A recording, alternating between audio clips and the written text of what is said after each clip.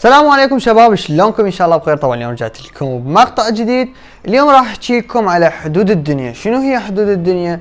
انت يمكن نفسي يعني اول مره من سمعت هاي الكلمه حدود الدنيا. شنو يعني الدنيا عندها حدود؟ يعني وش عليها بالسادس؟ يعني شنو اصلا حدود الدنيا؟ شنو هاي الكلمه الغريبه؟ وشلون الدنيا لها حدود؟ الكلمة كلها ما مفهومة، يعني هاني ما افتهمتها من سمعتها ولا افتهمت شنو هاي. حدود الدنيا هي الحد الأدنى للمعدلات. الحد الأدنى للمعدلات شنو؟ الكليات القبول. يعني هسه مثلا حدود الدنيا لجامعة الموصل كلية التربية مثلا 62، يعني إذا معدلك فوق ال 62 راح تقبلك، إذا معدلك جوا ال 62 ما راح تقبلك. حدود الدنيا لجامعة الموصل كلية الطب العام كانت 100.33، إذا فوق هذا المعدل راح تقبلك، إذا جوا المعدل ما راح تقبلك. إذا نفس المعدل شلون؟ فراح أحكي لكم عليها هسه بعدين. وشنو هي أصلا حدود الدنيا؟ حدود الدنيا هو الحد الأدنى للقبول بأي كلية كانت. هواية بيجات وصفحات وقنوات وما أعرف شلون جاي تنشر إنه والله شنو عندي الحدود الدنيا سنة 2020 2021. أنتم خليكم أذكياء. حدود الدنيا سنة 2020 2021 هي للسنة اللي قبلكم. افهمكم انه انتم هسه طلاب سادس كنتوا سنة 2020 2021، بس انتم هسه وزارة التعليم سنة 2021 2022، يعني انتم لازم عندكم حدود الدنيا 2021 2022 اللي راح تطلع. فلا حد يكذب عليكم، لان ما حد عنده حدود الدنيا، ما حد راح اقول المعدلات، ما حد عنده الحدود الدنيا او المعدلات، لان لو تروح لوزير التعليم ما راح يعطيك. وزير التعليم نفسه هسه ما يعرف ولا يقدر يعطيك رقم، ما يعرف، لان اصلا ما يقدر يطلعها، او لان مستحيله. راح اعلمكم ليش مستحيله. لان هي تعتمد على عوامل اللي هي استيعاب الكليات وعدد الكليات الموجوده بالعراق. يعني هسه مثلا كليات الطب كانت 26 صارت 27، ليش؟ لان كليه طب سومر انفتحت صارت 27، يعني عدد الكليات زادت. من تزيد عدد استيعاب الطلبه راح تزيد. فهنا شنو؟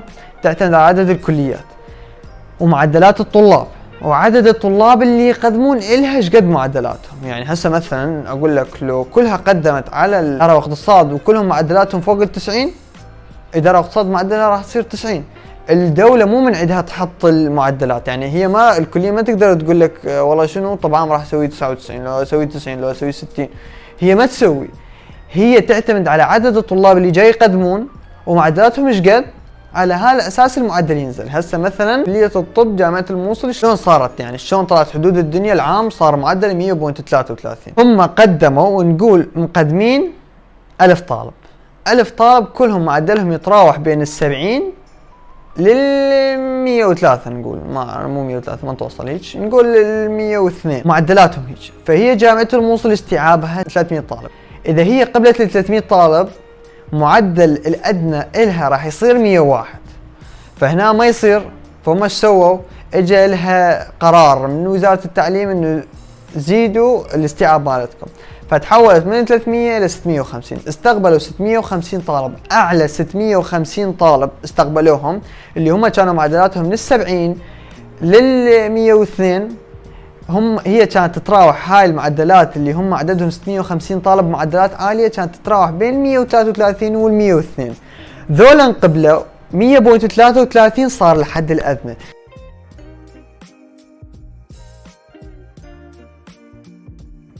زي انت راح تقول مثلا اكو 5 طلاب كانوا معدلهم 100.33 بنفس الدرجه، شلون يعني الجامعه شلون راح تختار؟ هنا راح تيجي على سالفه المفاضله. سالفه المفاضله انه كليه الطب مثلا تعتمد على الاحياء، ذولا الخمسه واحد من عندهم عنده 100 بالاحياء وذولا عندهم 99 بالاحياء، فذولا راح ينرفضون وهذا راح ينقبل. زين نقول ذولا عندهم 99 وذولا الاثنين عندهم 100 بالاحياء. زين شلون هاي؟ المفاضله بعد تنزل بعدين محافظه، بعدين ما يمكن ما بيها المحافظه، لان ماكو مفاضله بالمحافظات. يعني اذا انت من البصره تقدم على الموصل نفس الشيء، لا ابن الموصل قدم على الموصل نفس الشيء، ماكو فرق. بس بالمفاضله هنا تفرق. من قلت لك يعني اكو مثلا 5 طلاب نفس المعدل، الجامعه ما تعرف اياها الواحده تختار، فهنا راح تختار حسب الماده، يعني الماده العلميه مو بس الاحياء. مو قلت لك اكو مثلا احياء وانجليزي والكيمياء، ذول 3 مواد مفاضله الطبيه. مثلا اذا انت حقوق تريد تروح حقوق، هنا راح تعتمد على العربي وما اعرف فيها مواد، بس هم 3 بس، راح تعتمد مثلا على العربي وما راح تعتمد على الانجليزي. ليش يعني حقوق شو يسوي بالانجليزي؟ فهي المفاضله تصير على هذا الاساس والمعدل ينزل. نروح مثلا جامعة الموصل كلية هندسة معماري، جامعات التطبيقي عندنا هنا كلهم قدموا عليها المعدلاتهم من 70 نقول 100. هي الجامعة ايش قد تستوعب 250 طالب، الكلية تستوعب 250 طالب. الكلية سحبت 250 طالب، ايش قد بقوا من اللي مقدمين كانوا عددهم 700، سحبوا 250، ايش قد باقي من عندهم 450، راح ينزل جوا حسب الاستمارة اللي انت مقدمه. فانت بهاي الحالة هنا الجامعة قبلتك. هنا من ال 250 طالب اقل واحد بيهم ايش قد كان معدله كان 96، فعلى هذا الاساس ينقبلون. بس حاب انوه على شغله، انه هاي حدود الدنيا تعتمد على شغلات. انا من قلت لكم 650 طالب جامعه الموصل، هي مو حرفيا 650 طالب، 650 طالب ككل. اقول لك انه 300 من عندهم كانوا صباحي اللي هم معدلاتهم ضبط من 300.33 وفوق، بس اكو مثلا 300 ثانيين ذولا موازي، ويظلك 50 مقعد لجماعة الشهداء، يمكن 50 مقعد ما اعرف ايش قد.